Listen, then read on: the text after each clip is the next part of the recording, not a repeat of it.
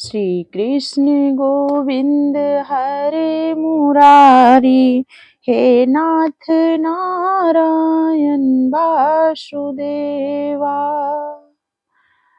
तो दोस्तों आज है पाप मोचनी एकादशी। तो मैं पाप मोचनी एकादशी की कथा आप लोग के बीच लेकर उपस्थित हूँ और मेरी आवाज में आप लोग श्रवण कीजिए और बताइए कैसी लगी मेरी आवाज में पाप मोचनी एकादशी की कथा। तो मैं आपको कथा सुनाती हूँ और आप लोग ध्यान से सुनिए, क्योंकि सुनने और सुनाने वाले दोनों को ही बराबर ही फल मिलता है एकादशी के दिन। तो महाराजा युधिष्ठिर ने भगवान श्री कृष्ण से चैत्र गुजरात महाराष्ट्र के अनुसार फाल्गुन मास के श्री कृष्ण पक्ष की एकादशी के बारे में जानने की इच्छा प्रकट की। तो वे बोले, राजेंद्र, मैं तुम्हें इस विषय में एक पापनाशक उपाख्यान सुनाऊंगा जिसे चक्रवर्ती नरेश मांधाता के पूछने पर महर्षि लोमस ने कहा था। मांधाता से पूछा, भगवान, मैं लोगों के हित की इच्छा से यह सुनना चाहता हूँ कि चैत्र मास के कृष्ण पक्ष के किस कृष्ण पक्ष में किस नाम की एकादशी होती है, उसकी क्या विधि है तथा उससे क्या फल की प्राप्ति होती है। कृपया ये सब बातें मुझे बताइए। लोमस ने कहा, नृपश्रेष्ठ, पूर्व काल की बात है। अप्सराओं से सेवित चैत्र रथ नामक वन में, जहाँ गंधर्वों की कन्याएं अपने किंकरों के साथ बाजे बजाती हुई विहार करती हैं, मंजू घोषा नामक अप्सरा मुनिवर मेधावी को मोहित करने के लिए गई। वे महर्षि चैत्र रथ वन में रहकर ब्रह्मचर्य का पालन करते थे। मंजू घोषा मुनि के भय से आश्रम से एक कोस दूरी की ही ठहर गई और सुंदर ढंग से बीड़ा बजाती हुई मधुर गीत गाने लगी। मुनि श्रेष्ठ मेधावी घूमते हुए उधर जा निकले और उस सुंदर अप्सरा को इस प्रकार गान करते देख बरबस ही मोह के वशीभूत हो गए। मुनि की ऐसी अवस्था देख मंजू घोषा उनके समीप आई और बीड़ा नीचे रखकर उनका आलिंगन करने लगी। मेधावी भी उसके साथ रमण करने लगी। रात और दिन का भी उन्हें भान ना रहा। इस प्रकार उन्हें बहुत दिन व्यतीत हो गए। मंजू घोषा देवलोक में जाने को तैयार हुई। जाते समय उससे मुनि श्रेष्ठ मेधावी से कहा, ब्राह्मण, अब मुझे अपने देश जाने की आज्ञा दीजिए। मेधावी बोले, देवी, जब तक सवेरे की संध्या ना हो जाए तब तक मेरे ही पास ठहरो।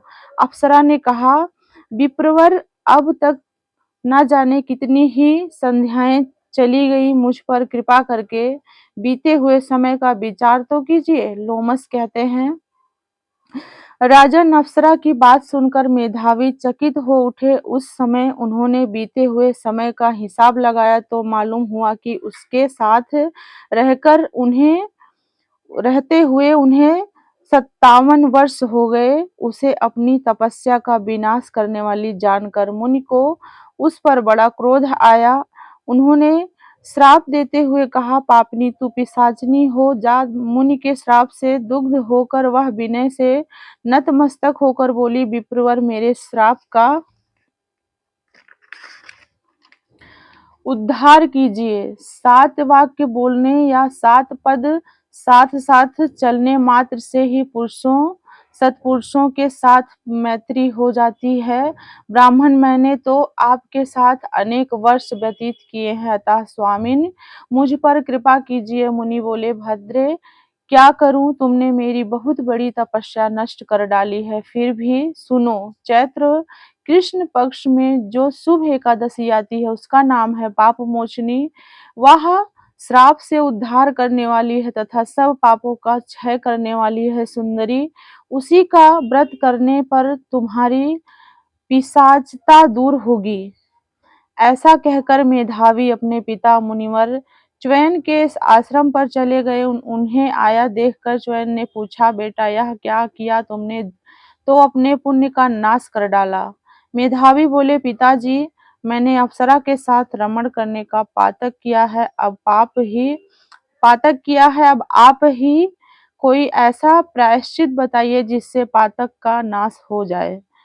च्यवन ने कहा, बेटा, चैत्र कृष्ण पक्ष में जो पाप मोचनी एकादशी आती है, उसका व्रत करने पर पाप राशि का विनाश हो जाएगा। पिता का यह कथन सुनकर मेधावी ने उस व्रत का अनुष्ठान किया। इससे उनका पाप नष्ट हो गया और वे पुनः तपस्या से परिपूर्ण हो गए। इसी प्रकार मंजू घोषा ने भी इस उत्तम व्रत का पालन किया। पापमोचनी का व्रत करने के कारण वह पिशाचिनी योग से मुक्त हुई और दिव्य रूप धारणी श्रेष्ठ अप्सरा होकर स्वर्गलोक में चली गई। भगवान श्री कृष्ण कहते हैं, राजन, जो श्रेष्ठ मनुष्य पाप मोचनी एकादशी का व्रत करते हैं, उनके सारे पाप नष्ट हो जाते हैं। इसको पढ़ने और सुनने से सहस्त्र गोदान का फल मिलता है। ब्रह्म हत्या, सुवर्ण की चोरी, सुरापान और गुरु पत्नी नमन करने वाले महापातकी भी इस व्रत को करने से पाप मुक्त हो जाते हैं। यह व्रत बहुत पुण्यमय है। बोलिए एकादशी मैया की जय हो।